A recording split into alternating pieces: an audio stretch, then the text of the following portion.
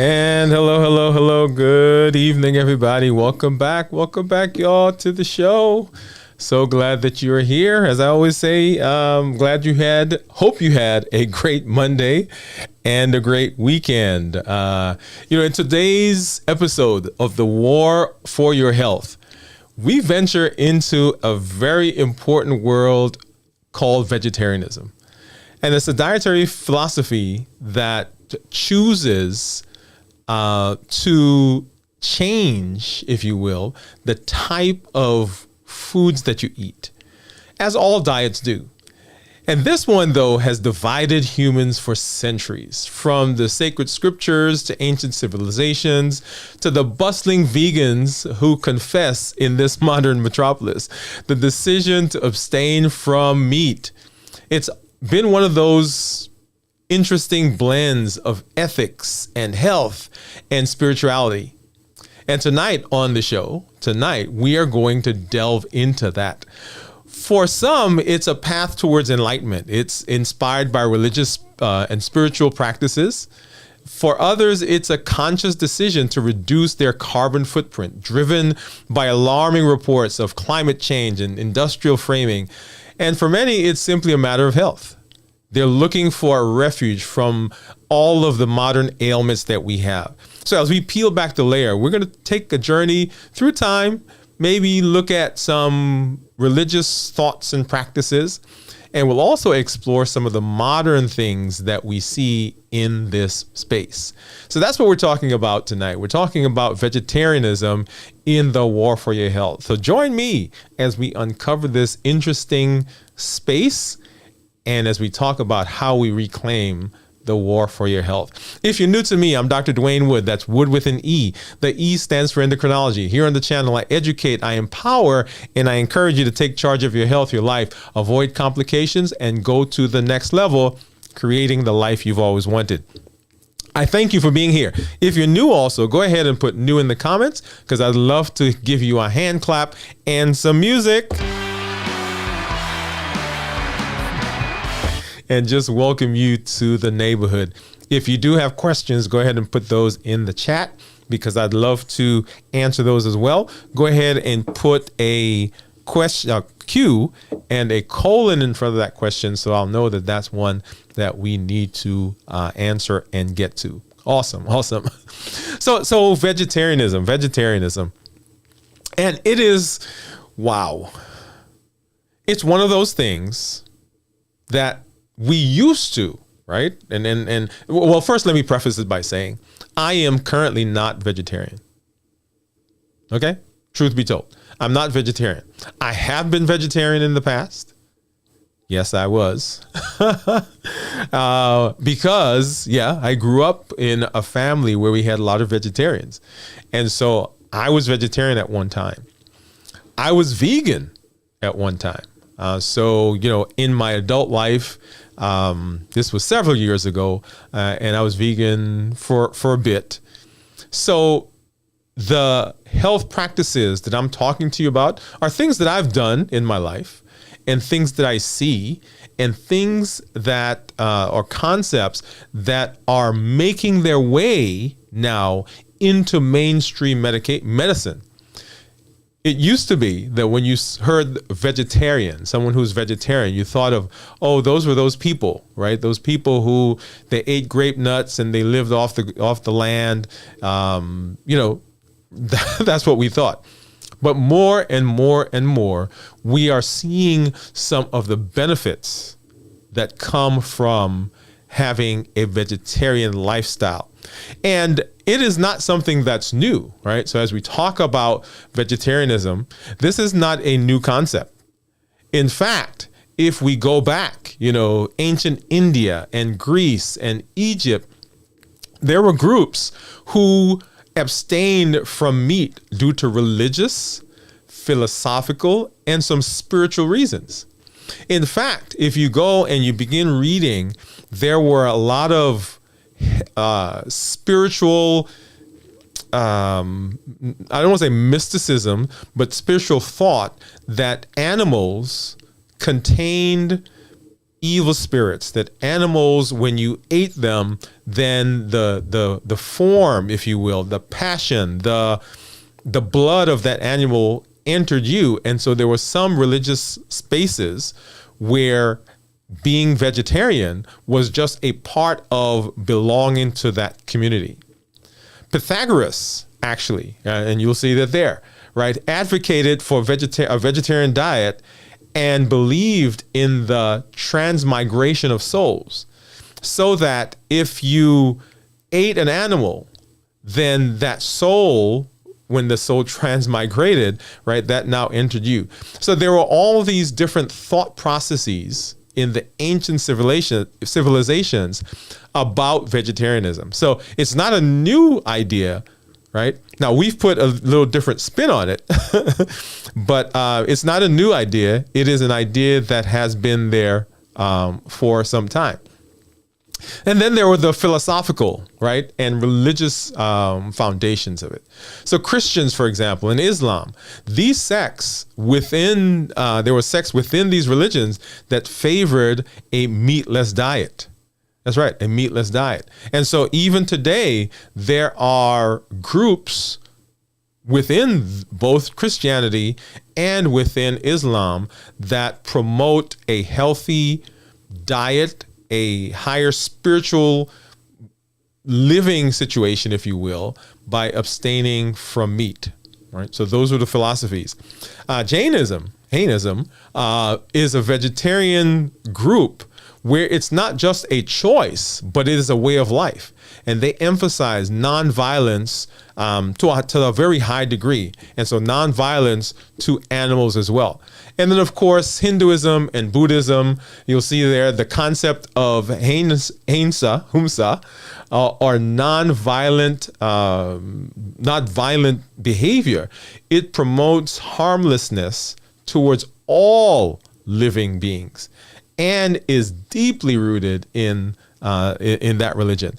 And so if we're talking about harmlessness, being, I don't want to say passive, but not harming things, that also included animals.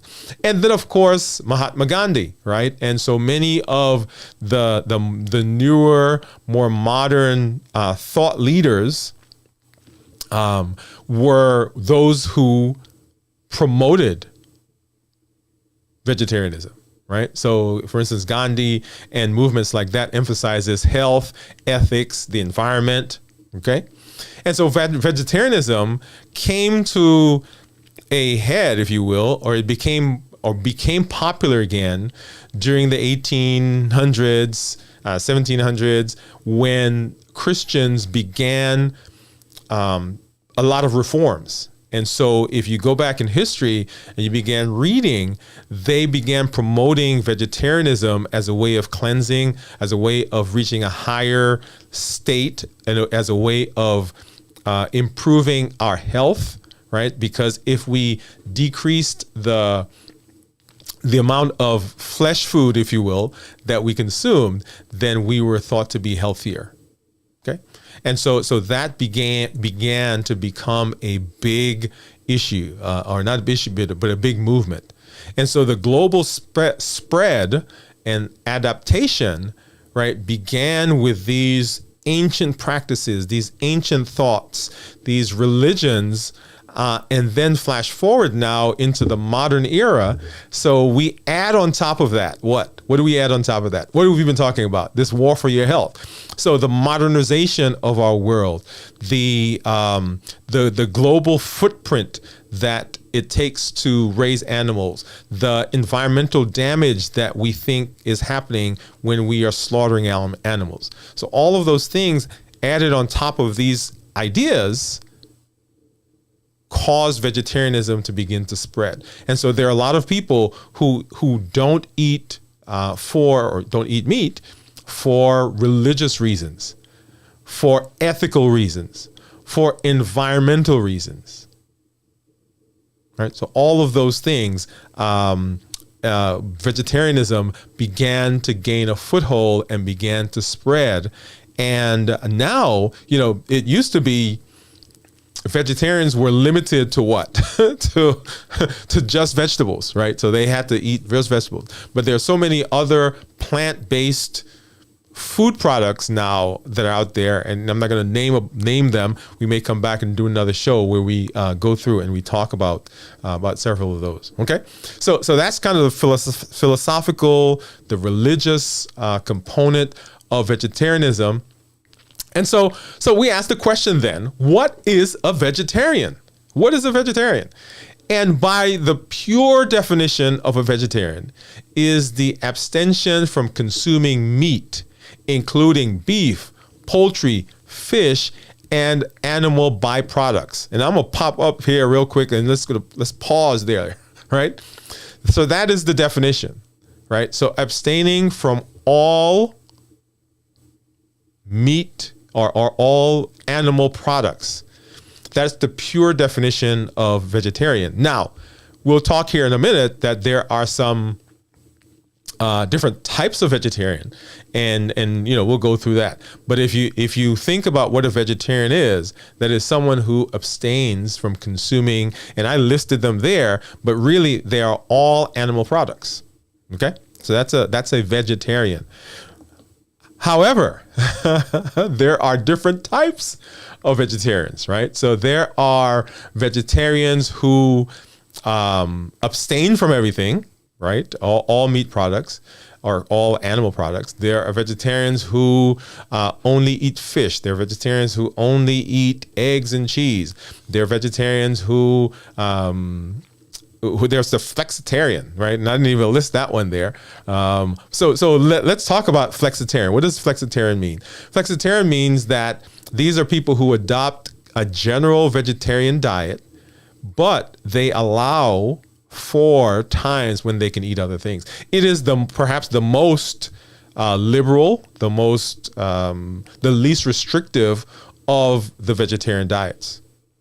And this allows for situations where you're vegetarian regularly in your life and you go somewhere, and wherever you are, you can go visit someone and they serve something that has meat, and so you consume that. So flexitarian.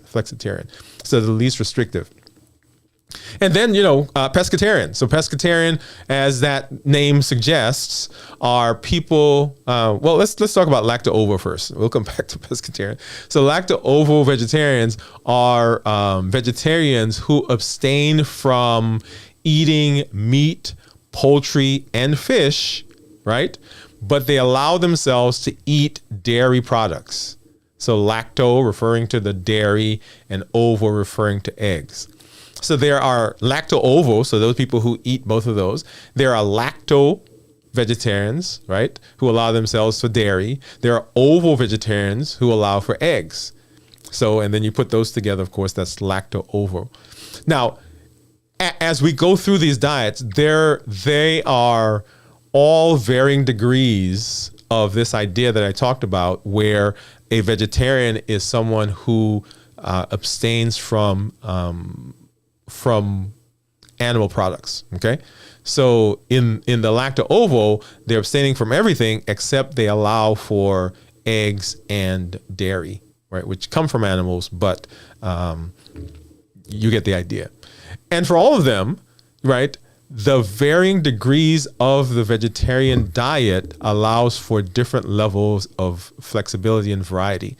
Of course, like I said, the flexitarian have the biggest variety because they can at times eat, varying various meat products. The lacto-ovo, right, same thing, variety, not quite as much as the flexitarians, but it also allows for a balanced diet. And all of the diets, by the way, and let's make that point. As we talk about all of the benefits of each of the vegetarian diets, they all provide benefit compared to eating a continued meat diet, right? Flesh diet. So if we take someone who is on a a regular, and I'm going to use that word, regular diet, where they're eating poultry and fish and meat and eggs and cheese, okay? And we put that person's health generally, so there are exceptions, up against someone who is, say, a flexitarian, where for most part they're eating plant-based, but they allow themselves to at times eat meat. Then the health typically is better for the person who is a flexitarian. Okay, and that's just a general theme that you will see. Compared to a regular diet, the health, the medical conditions, the weight, you can go down the list, tends to be better for someone who is vegetarian. Okay, all right. So I'm not going to say that again, but I want that thought process to take root so that you understand. All right.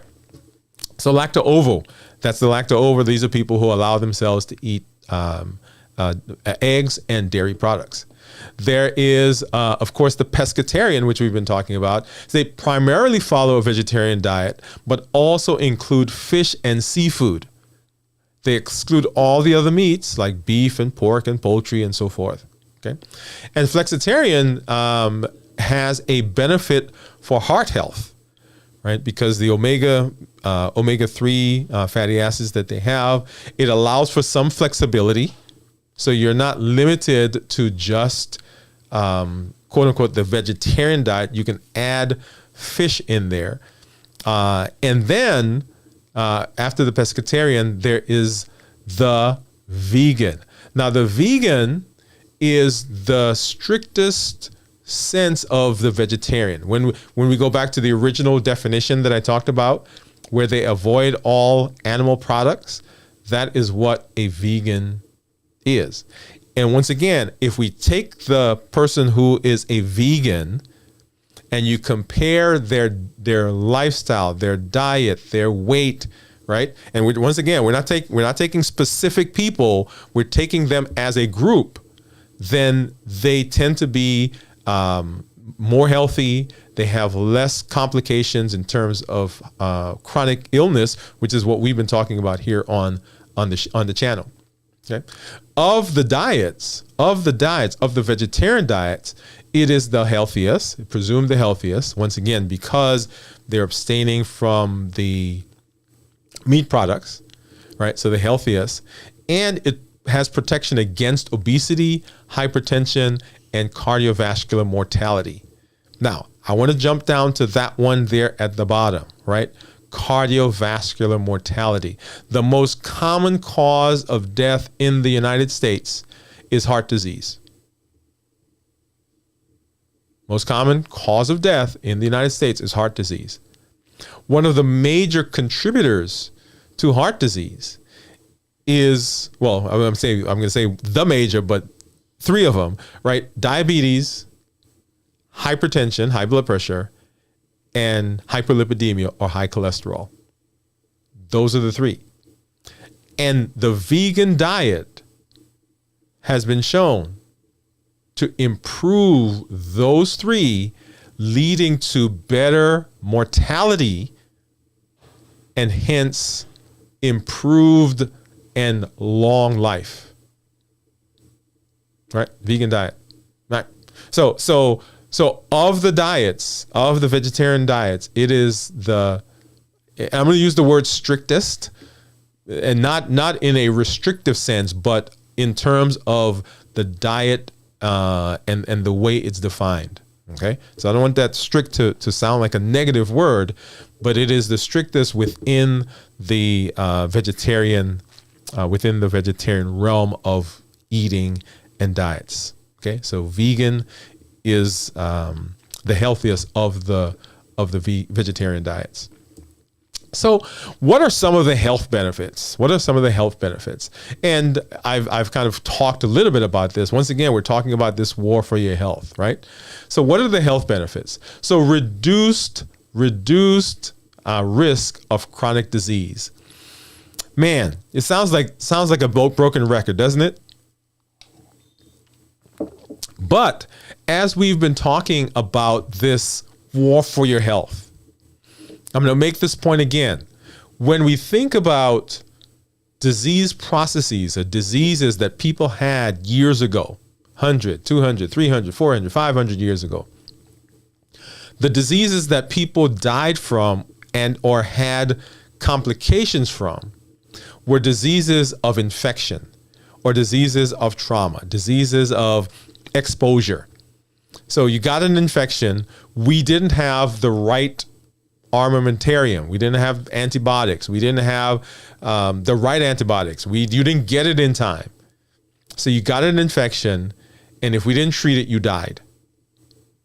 You got an infection. If we didn't treat it properly or in enough time, then you had some complication from it, right? So you lost a leg, lost a limb, lost an eye, had pneumonia, was down for a long time, right? So those types of things happened because of the lifestyle that we had. And these were diseases of infection. If you flash forward now to the modern time, our diseases are diseases of lifestyle. I'm going to pause there. Now, this morning I was talking to someone about lifestyle, and I want to take this idea of lifestyle and I want to expand it a little bit, right? Often when we say lifestyle, what we mean is people are not eating right, people are not exercising, they're sedentary, people are not doing the things they need to do in terms of their diet and activity. But I want to change. I want to add some things to lifestyle. Things like sleep. Do you know if you don't sleep well, if you don't sleep regularly, if you don't have good sleep, then that can harm your health? Now, I'm gonna put my hands up, right, as someone who needs to do a better job at sleeping.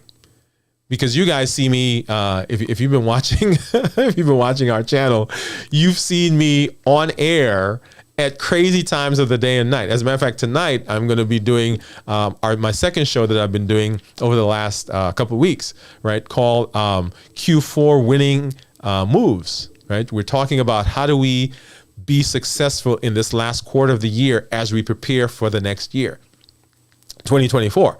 So that show that I do, right? And I'm going to have to change the time. That show that I do that show late at night. As a matter of fact, it is scheduled in my mind to go from 11 o'clock to midnight, right? And so I'm going to have to change that. So I'm going to throw myself in there that needs to do a better job of sleeping, getting better sleep, okay? So when I say lifestyle, I'm talking about sleep. When I say lifestyle, I'm also talking about the fact that the way we work, the way we live, you get up in the morning and you get the kids out, make breakfast for everybody. You got to rush off to work. You get to work. You're working all day. You sit at lunch maybe for a half an hour and watch your phone while you're gobbling something down. You get home just in time to maybe talk to the family, have some dinner with the family, do some work around the house, and then you're in bed, and we do that all over again. So when I say lifestyle, that is also a part of the lifestyle, okay? So that is, I wanted to just throw all, because there's so many different things when we talk about lifestyle. Okay, so our diseases are diseases of lifestyle. So diabetes is a disease of insulin resistance, we believe. Okay. And once again, we're not going to have the conversation right now about what exactly all the thought processes are about diabetes. But the general idea is that diabetes is a disease of insulin resistance. That is, our bodies become resistant to the insulin that it has. There are a lot of places or a lot of things that we think contribute to that. So weight, high cholesterol, stress, and we can go on and on and on. So all those things contribute to diabetes, right? But one of the big things is our diet. Let me pause, right? I'm gonna pause right there. So diet, okay? And that's where we talk about the processed foods. The other thing is a vegetarian diet in terms of benefits. Vegetarian diet can decrease or lower rates of heart disease. What did we say the number one killer in the United States was? Heart disease, y'all. Right? So being a vegetarian can decrease the chances of having heart disease and ultimately the chance of death. Being vegetarian can decrease high blood pressure. We decrease cholesterol, we decrease the hardening of the arteries, we decrease blood pressure, we improve mortality, we decrease death. Yeah? Being vegetarian can also help with weight. There's a potential for better weight control. I'm gonna talk about that for just a second. So here's a question for you. Is it possible to be vegetarian and be overweight? And the answer is yes. The answer is yes. Okay. Anything that we do, moderation is the key. Anything that we do, moderation is the key. So it is possible to be a vegetarian and to eat in a certain way so that the weight is not managed, weight is not controlled. So I have people say to me all the time in the office, well, I only eat, and they'll pick their type of vegetarian, right? So I eat all vegetables except I eat eggs and cheese. I eat all vegetables except I eat fish. I don't eat any vegetables, right? Or I don't eat any meat products, right? So I'm a vegan. Why is my weight still up? Well, remember what we talked about. We talked about the fact that weight is not just a single thing. Weight is not just the food you eat. It also has to do with your stress level, with your sleep, with your spiritual practices. Weight has to do with so many different, are you drinking enough water, right? So all those things come into play when it comes to weight. So just being a vegetarian, being a vegan, being a pescatarian does not guarantee the weight management. So there are all these other components that are in there. Okay. All right. So we're talking about the benefits, talking about the left benefits. Hey, looks like LaShawn is on with us. Hey, LaShawn, thank you for coming through. And LaShawn said, hello. And she said she agrees. Yes. Okay. All right. So now let me see. This is a good place, actually, LaShawn, for me to hop over and let's see, where was that? And I wanted to do a shout out. And let's see if I can grab that really quickly. All right. Sylvester Carrington says, what about the vegetarian or vegan diet? I was hoping you would include that in the discussion. And so this was last week we did the All About Diets. So Sylvester, if you're out there, here's your show. Here's your show, right? And so this was a direct response to Sylvester posing that in the chat. And so I want to encourage you, if you're out there, if we're doing a show or you have an idea or you have some thought that you would like us to cover, hey, drop it in the chat, send me a message, find me on one of the social media platforms, and I will be happy to go ahead and do a show, respond to you. And I'm going to pop up really quickly. That's our social media platforms. You can find us on all of those, LinkedIn, Instagram, Facebook, TikTok, Twitter, even on Twitch. You know, we've got an account over there, so you can go ahead and do that as well. Okay. And just excited to be having this conversation. Hey, my dude is happy that we are here and that we're talking about the war for our health. How do we improve the war for our health? All right. So we're talking about health benefits. Okay. And then this last one, and this has been the underlying theme for everything that we've been discussing in terms of vegetarianism, right? Studies have suggested there's a potential benefit in increased lifespan. Now, I don't want to say potential. I say potential. And the reason I say potential is because nothing is 100%, right? So the chances of living longer are much higher if you're vegetarian than they are if you're not. Now, are there people that you will find who are vegetarian who had something happen and they still had complications, morbidity, mortality? The answer to that is yes. But the chances of having a longer lifespan are much higher if you're vegetarian. Now, nothing is ever like 100%, right? Nothing is ever as terrific as people make it out to be. So there are some nutritional concerns that people will talk about.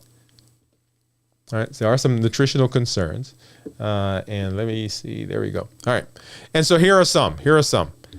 Okay, now, as we go through this, I want you to always remember that everything is relative. And that we're talking about these folks as a group, right? We're talking about the group of people who are vegetarian, the group of people who are not vegetarian, the group of people that are pescatarian.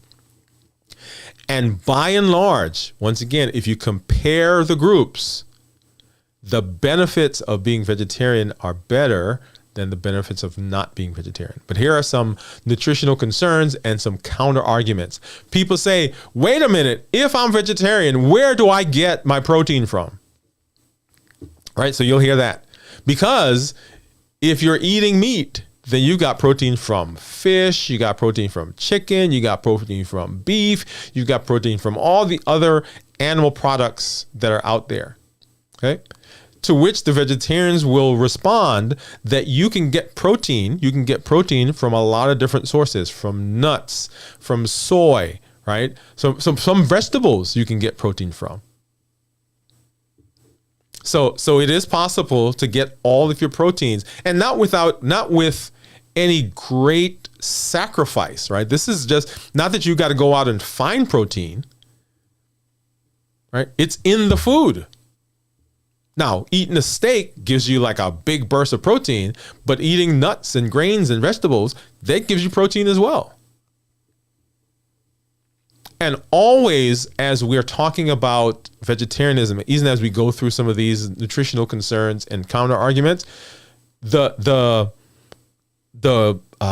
rule of thumb is that you want to have a balanced diet, so that you're not just eating one thing, right? Like some people say, oh, I only eat X, Y, or Z. No, you're eating a bunch of different things. And those things, once again, if you're eating a variety, then you're getting enough of the nutrients and the things that you need. So number one, protein. The second one is, where do we get our iron and calcium and omega-3 and balance, right? So how do we balance all of these things in a vegetarian diet? And calcium and iron can come from vegetables. In fact, leafy green vegetables, lots of calcium in them. Okay, lots of things there. And so the nutritional things that we hear, the nutritional concerns that we see for people who are eating a vegetarian diet, there are some concerns, but if you're eating a variety of things, then you will get the nutrients, you'll get the vitamins that you need from the food. In fact, if you're eating, vegetables and green leafy vegetables, if you're eating colorful, right? So my mother-in-law talks to me about eating a colorful diet. As a matter of fact, when we sit down to eat, she's like, hey, I don't have anything green. I had anything red. I don't have anything, right? And so the idea there is that all of those colors gives you a variety. And if you are consuming food that is in all of those areas, then you are doing a good job of getting a balanced diet. Okay, let's see. I need to give me a second here, guys. All right, so does that make sense to everybody? Yes. I hope it does.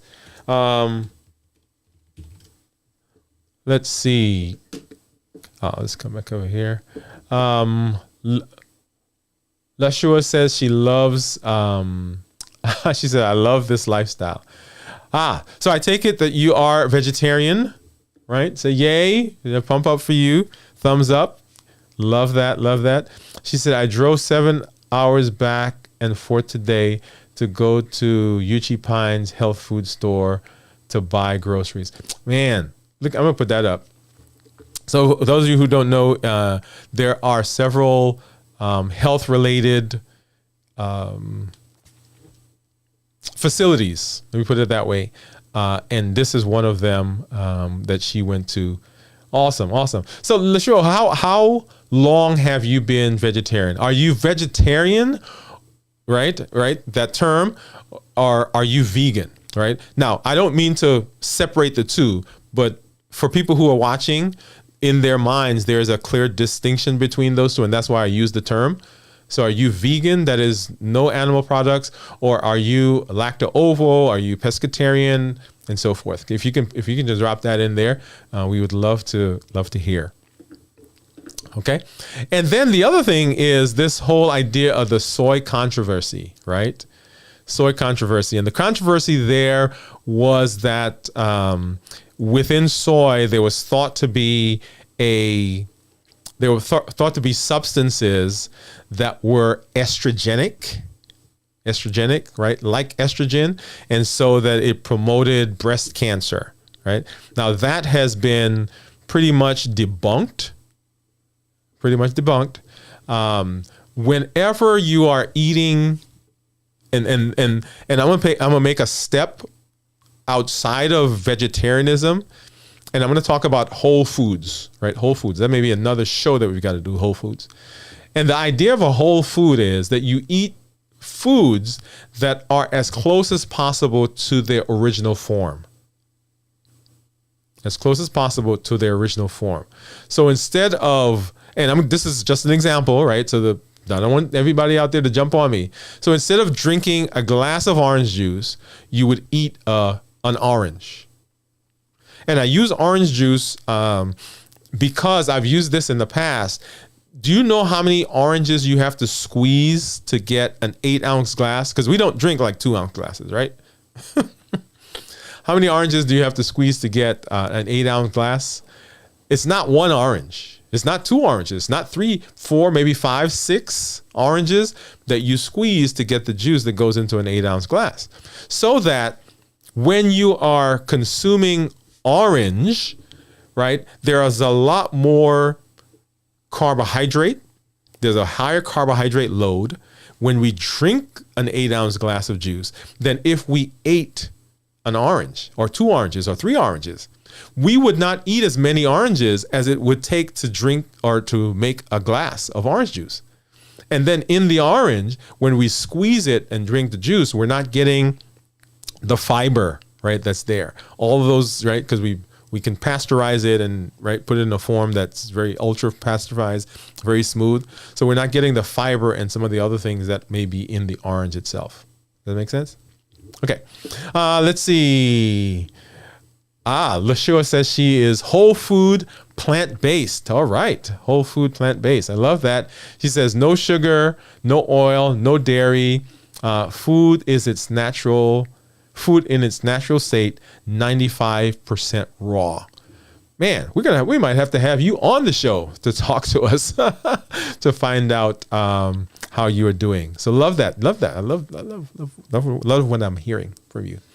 Okay. So so the soy controversy. Let's go back there. So the soy controversy, right?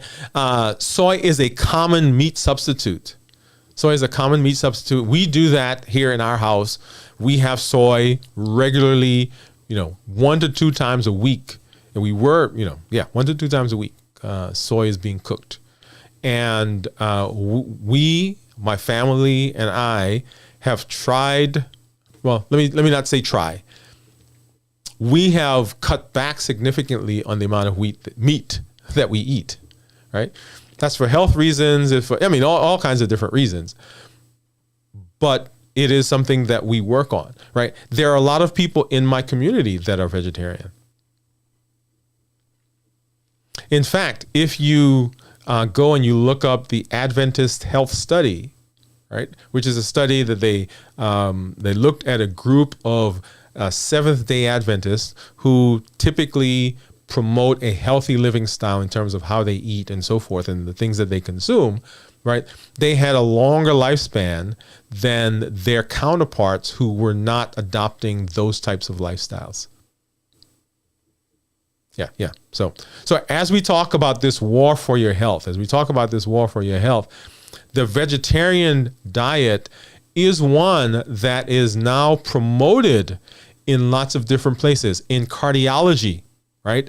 It has been shown a vegan diet has been shown to reverse cardiovascular disease,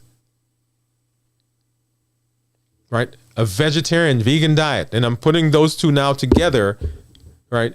A vegetarian diet, when I say vegetarian, I'm talking about the whole gamut of it, has been shown to decrease heart disease, to improve weight loss, decrease blood pressure. There's some benefit in our cognition, how we think, right? Our moods and attitudes. You want better skin? Yeah, it's been shown to do that as well. Right. Now, I'm not promoting this as a panacea. And as I said, I am not vegetarian. But I'm just giving you the data that's there. Right? Improvement in, and once again, we're talking about this war for our health.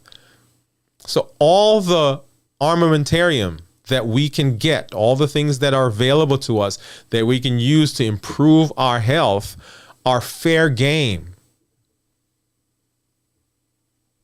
Now, you may not, and I'll talk a bit here in a minute, you may not be ready to go vegan, right?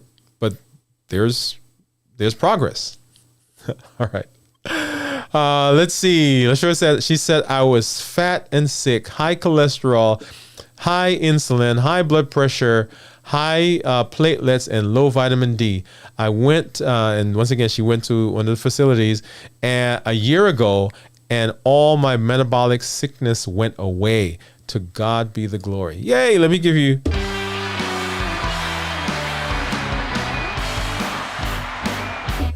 Love it, love it. Thank you for sharing that. It's always good to have people who let us know who are living the lifestyle and people who've had benefit from the things that we talk about. Now, last week we talked about varying diets, right? Intermittent fasting, Mediterranean diet, paleo diet, and so forth.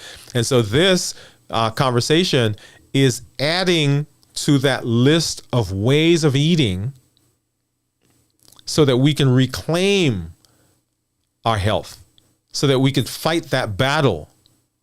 I heard something today. I was watching a video, and the person who was speaking said that we have two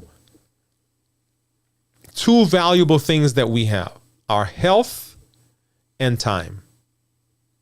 He said that money is not one of those. Right? And actually, this is a great place for us to do. See, I started talking about my stuff. This is a place for us to do our thought of the day. So let's go ahead and do that right now.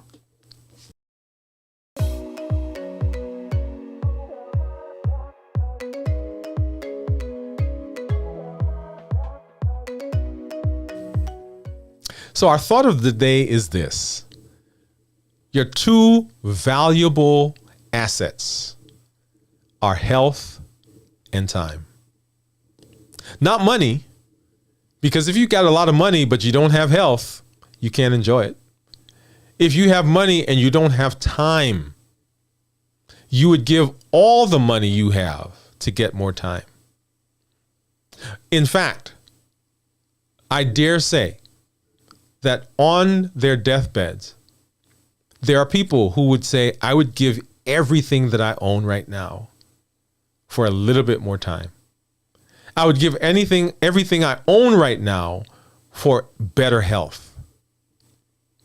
So what are we doing, number one, to make the most of our time? Are we engaging in our lives? Are we taking charge of our lives? Are we educating ourselves? Are we getting empowerment? Are we learning tools? And are we surrounding ourselves with people who encourage us?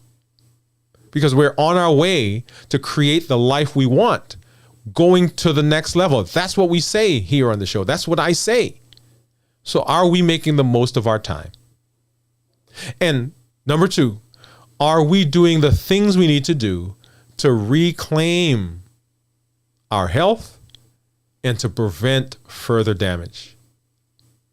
Now, here's a place where I've got to be honest with you. I got to be honest with you. I had to take a serious look at what I was doing personally when it comes to my health. I've already talked about the sleep. I'm going to do a show at some point to show you pictures of me as I have been over the years and the amount of weight that I had put on. So I had to look at that. I'm diabetic and my blood sugars. What was I doing to control my blood sugars? So in the war for our health, in the war for our health, and in the war for a better life, to create the life we want, to go to the next level, we only have time and health. And time continues to slip each passing moment. Make the best of it. Take advantage of it. And let's reclaim our health. And that is our thought for today.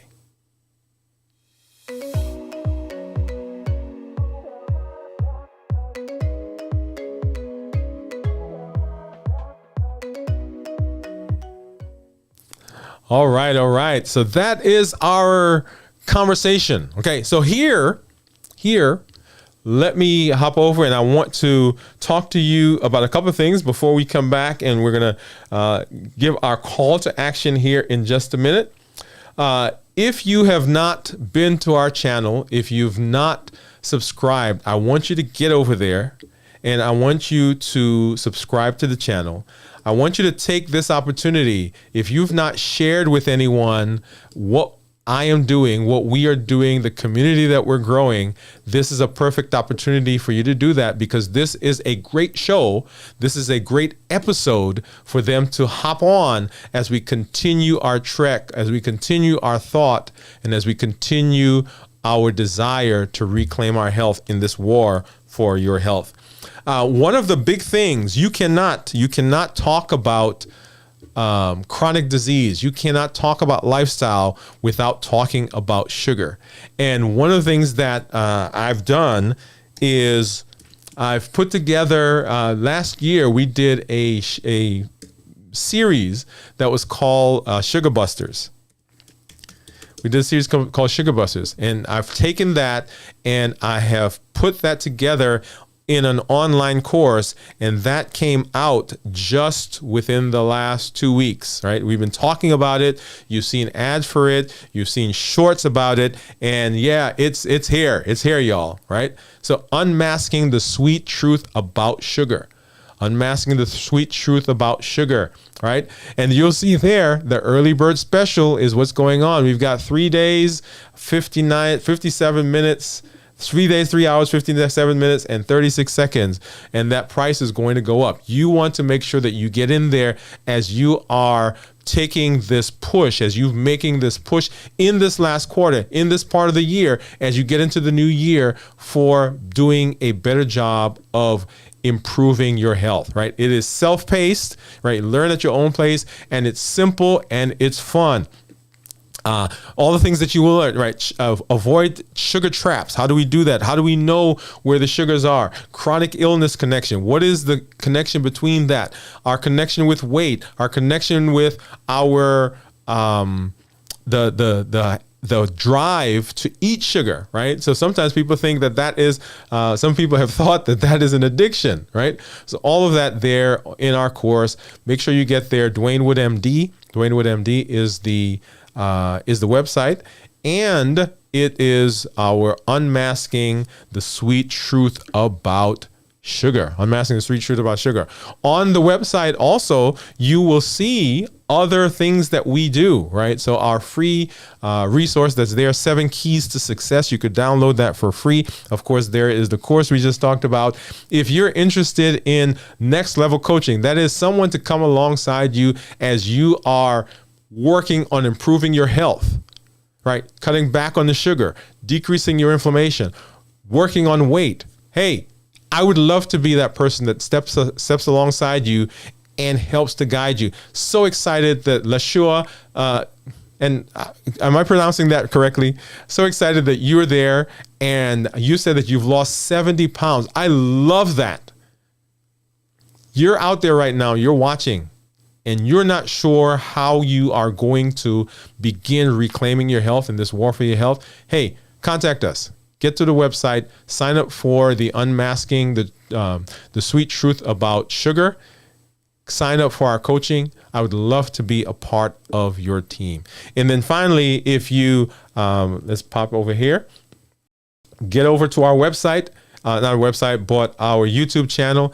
And there are so many different videos that we've done on diabetes and personal growth and developing a better version of ourselves, right? So all of those are there. And then our other series that we're doing right now, Q4 Winning Moves, and you'll see all of those. We do those, and those have been every night except these last 3 nights because we've been away, but we're going to pick that up starting tonight. And I want you, if you're out there, be a part of that, because we want to make sure that you are getting some benefit and you are moving into a direction so that we can reclaim our health. So here's my action for you. Here's my call to action. Okay. Here's my call to action. You may not be ready to be a vegetarian. Okay. You right now you say, I can't be vegan. I can't be lacto-ovo. I can't be pescatarian.